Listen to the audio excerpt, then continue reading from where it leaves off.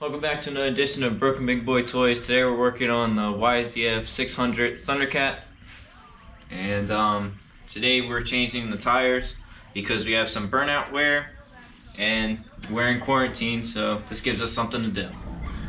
Okay, so the first thing I'm going to do is I'm going to take off the caliper. I've already got the bottom bolt loose and the top bolt, so it's just come and slide out. Alright, so now what I'm going to do is I'm going to start taking off the axle bolt, and it's a 15/16. Well, that's American. I don't know what it is in metric. All right, so we basically undid this bolt real quick, then pushed the axle, so it just pushes through. Push the axle through the rim. These drop down because they're just sitting there as space holders. Pulled it through the other side, and again, this is just a space holder, and basically pulled out the tire. There's some spacers in the tires. There's a spacer on this side, and there's a spacer on that side. For us, we're not going to pull anything further out. We'll let the bike shop do whatever they have to do to get it on their machine. I'm not sure if they have to remove anything more or not, but I'll let them do it. So anyway, that's where we are for this part. We'll put the back part, bike part, and then we'll pull the front off, and we'll take them down one at a time so that we don't have it up on two stands sitting in the garage. So I don't know why anybody would do that to a tire. I don't know if they thought that'd be funny to do a burnout. I don't know. I don't even know why you would ride a bike that had a tire like that, unless you're an idiot. But then again, somebody crashed a bike, right? So, like I said, probably was an idiot. I would imagine that that's how the bike ended up going down, because the guy was an idiot in general. What can I say? Idiot. So while we were here, the guy had cut the back fender off, but didn't do a nice job, so we just cleaned it up. Cut it all, cleaned it up, sanded it, so it looks somewhat a little bit nicer. Obviously there's not much we could do with the way he cut it. It's not the way I probably would have cut it, but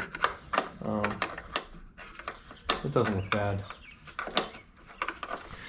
Well, we have the bike apart. Greg's cleaned the inside of his swing arm because you normally can't get that when the bike is all together. Just figure while you're here, clean it. Like what we always like to do when we're building stuff. You know, if we find bad bolts or any of that stuff, we change it when we're working on stuff, just because you're there, so you might as well do it. So this is just one of those things where we're just cleaning the inside of the swing arm. This swing arm is eventually going to get changed because it's a little bit dented on the other side from the accident, but at this point, $40 or $50 doesn't seem like it's worth it while we're still putting the bike together. It's not bent from the inside, so it's not going to affect any of the way the bike handles. It's just a cosmetic thing. When we find one that's reasonably priced, then we'll snag it. The problem is, you know, they all have to be painted anyway, so anyway, you want to get up front there by... Yeah, I just did that, and I just haven't done the top of it. Yeah. Top of it, yeah. Anyway, here we are. All right, so we're heading to the motorcycle dealer. Pandemic mask on. It's going to be a curbside drop off and pickup so that the dealership can actually do the work for us.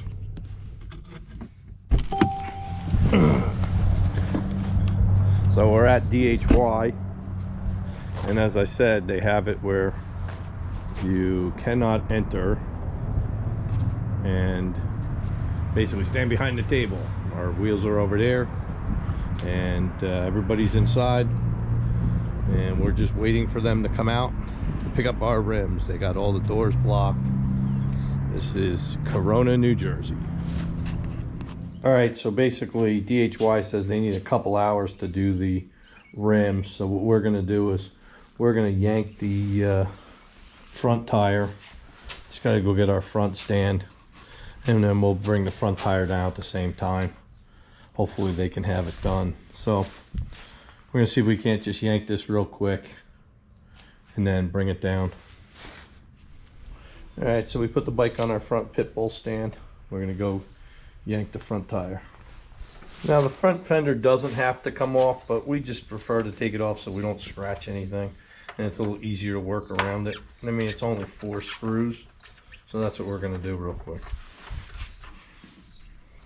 Okay, so we pulled the fender off. You have to pull the calipers off because obviously they're sitting inside the rim, so you can't drop that down. Pull the pin out, or the axle pin. There's a spacer on one side and the speedometer on the other. There you go, so the front wheel's off. Okay, we got the back tire on. Was not super easy because we had to kind of, you know, get the chain on, which is a pain in the ass because I didn't really change the adjusters. I kind of left them where they were. So when we were putting it on, we had to put the tire all the way forward, which is no big deal, but it was hitting our stand. So we kicked the stand around a bunch of different times, got it moved where we got it, and then we were able to kind of push the tire forward. If I was to do this again, I wouldn't use this stand. I would use the other stand, which is a big difference because as this one, it goes underneath the tire. These don't. So it wouldn't have been any issue with this one.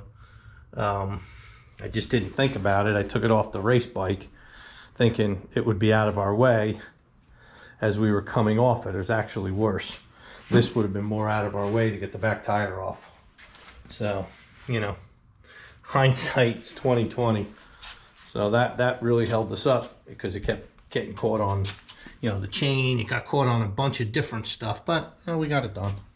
That's all that matters. All right, the rear, as you can see, I have a torque wrench.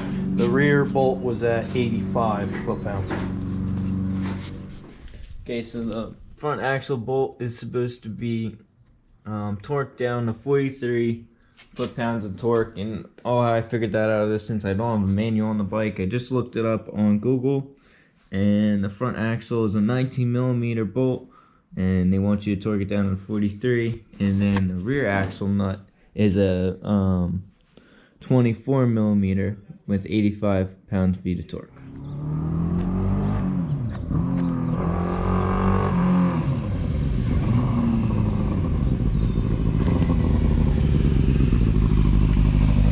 Another edition of Broken Big Boy Toys, another Broken Big Boy Toy fix. Going back in the garage, waiting for me to get my license. Thanks for watching.